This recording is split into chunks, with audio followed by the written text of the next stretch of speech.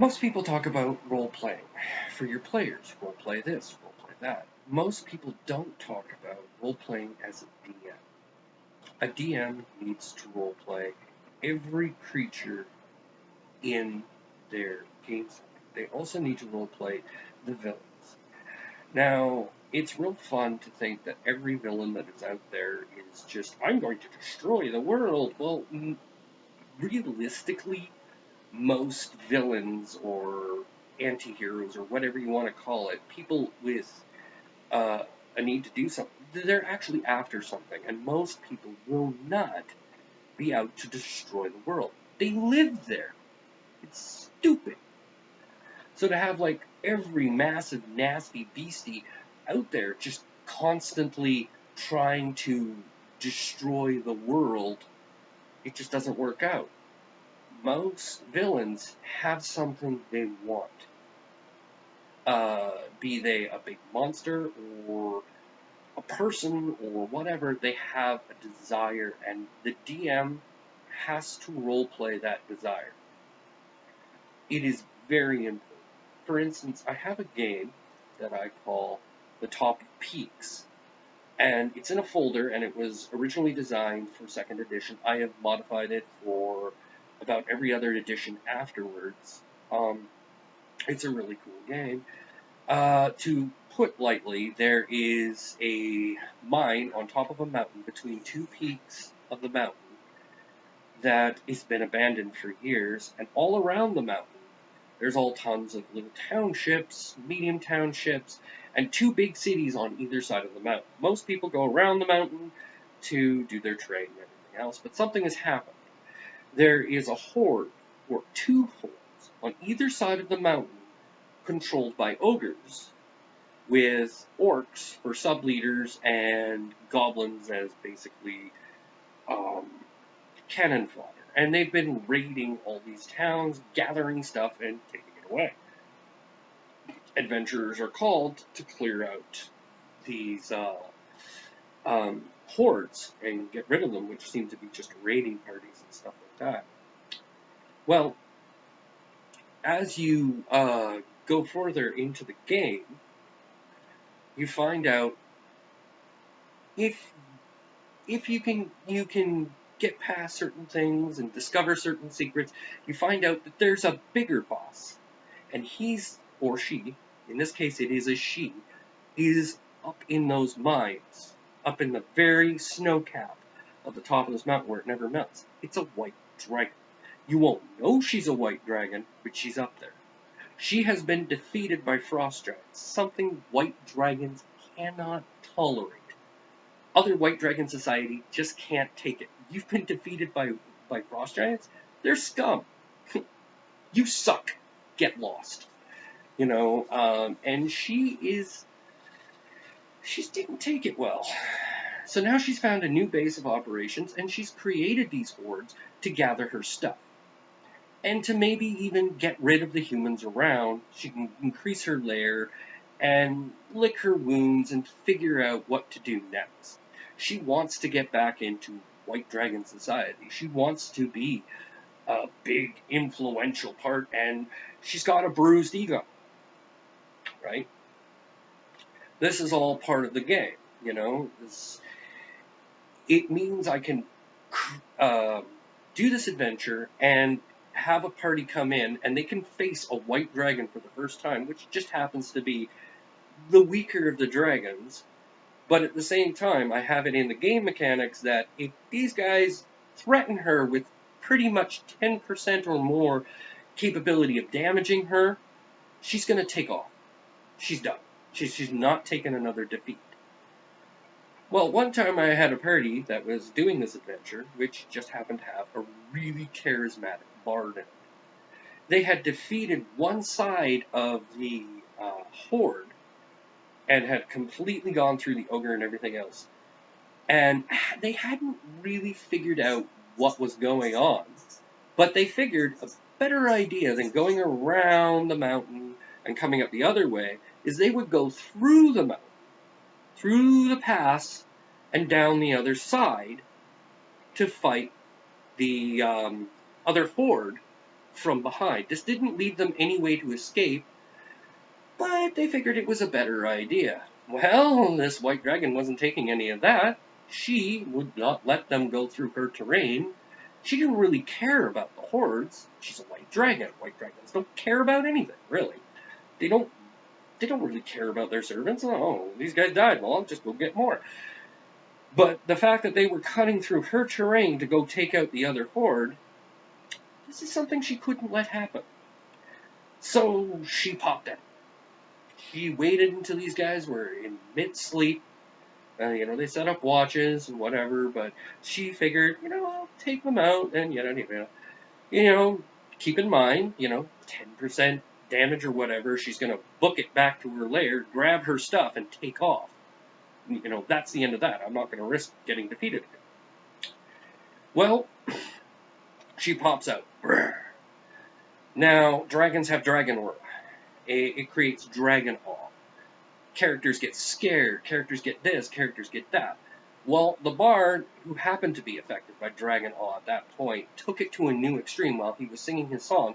If he flubbed it a bit, he started praising the dragon on how impressive it was, how this it was, how that it was.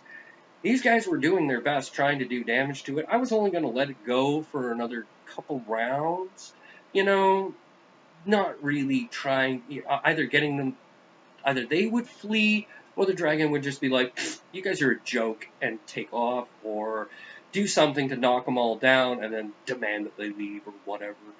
See where it goes. But then I roleplayed this dragon. Now, I'm continuing to roleplay this dragon.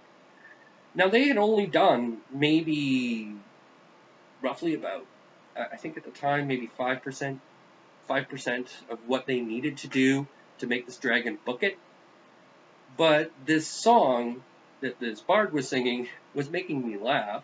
As a DM, it was making me laugh. But, praising this dragon and all this other stuff, it had started to affect her, a kind of. Like, she was making saves against it and stuff like that, but every now and then the save would fail, or her magic resistance would fail, or whatever I was using at the time would fail, and she'd get a little bit of a buff. Unfortunately, by the bard, and the players were like, please shut up. Well, this caused a moral dilemma for the dragon. If she kills them, which she can very likely do, she'll never hear that song again. She really likes it. So she stopped fighting. She did a big distraction with her breath weapon, just sort of all around them, freezing the area solid, causing it harder for them to go, laughed at them, and took off. And that started, the party decided, nope, we're not going through the peaks, we're going way the heck back down to town, and we're going to go around the other way and take care of this problem. Whatever's up there, we think she's up there, and we're not ready for that.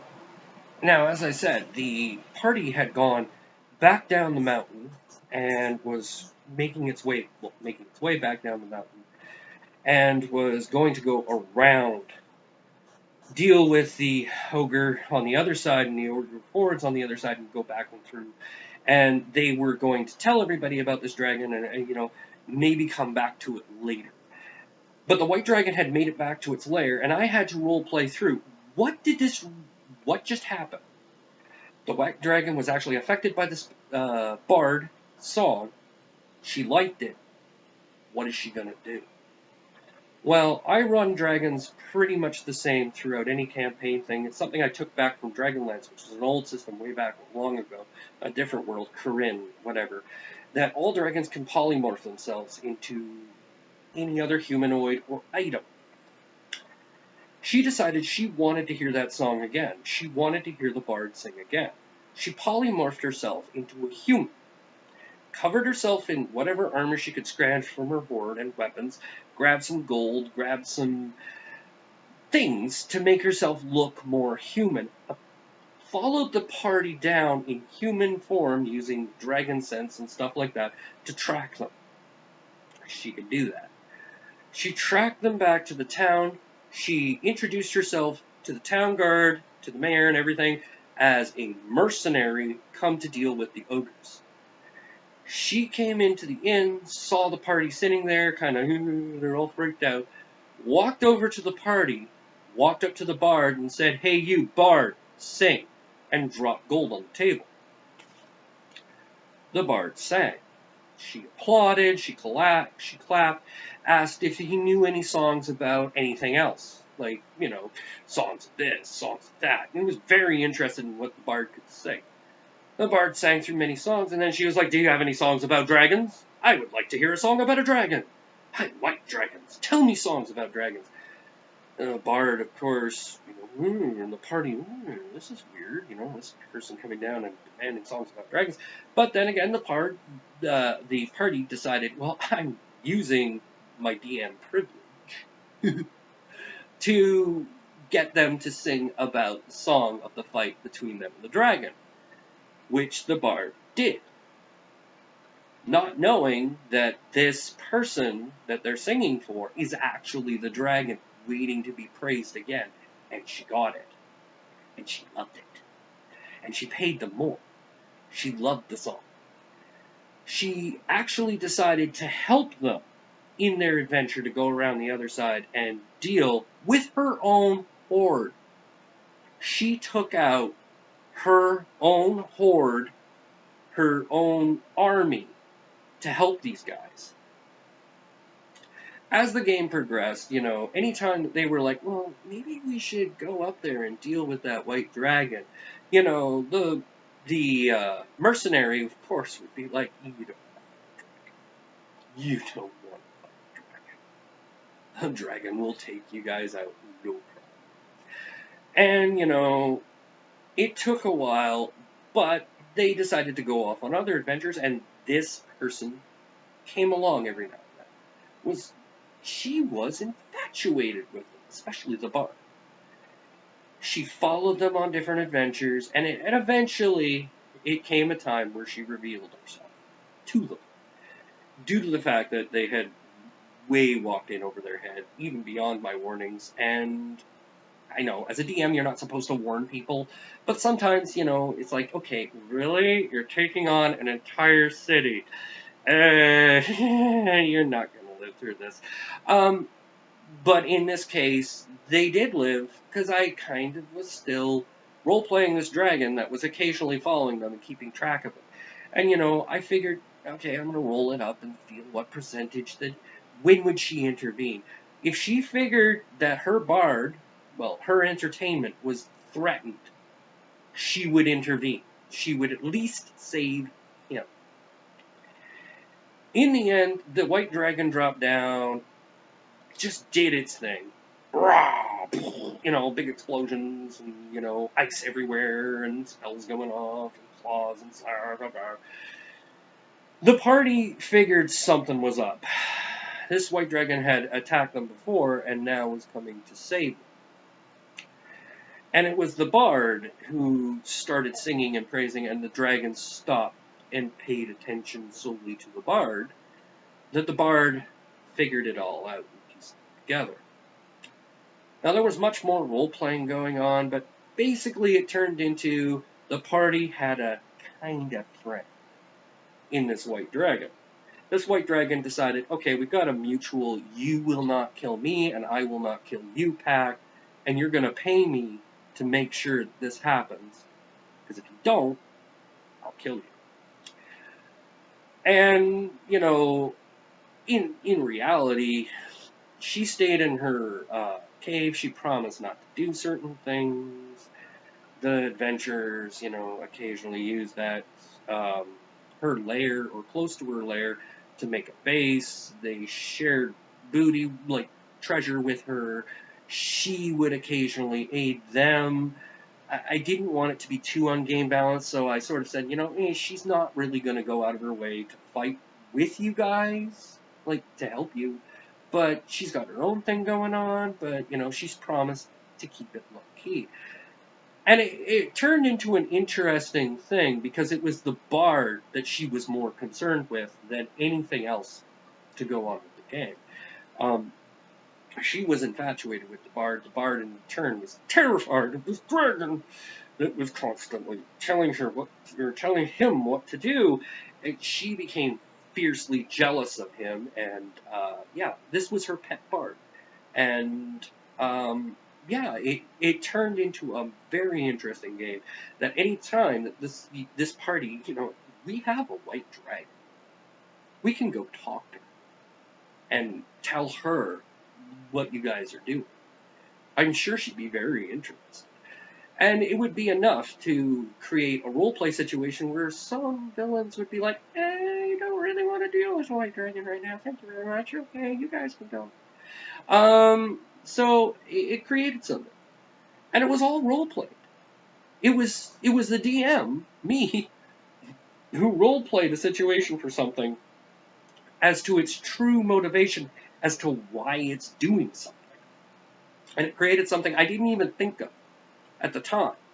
All I thought of was originally that this white dragon wanted to get back into white dragon society, and now she's being praised not only by the township around, like the villages around, because these adventurers had made a deal with her, and she decided, oh, okay, well, fine, I'll protect these guys if they give me tribute, and you guys come back here and you sing my song whenever I tell you to, and dress in those clothes I like.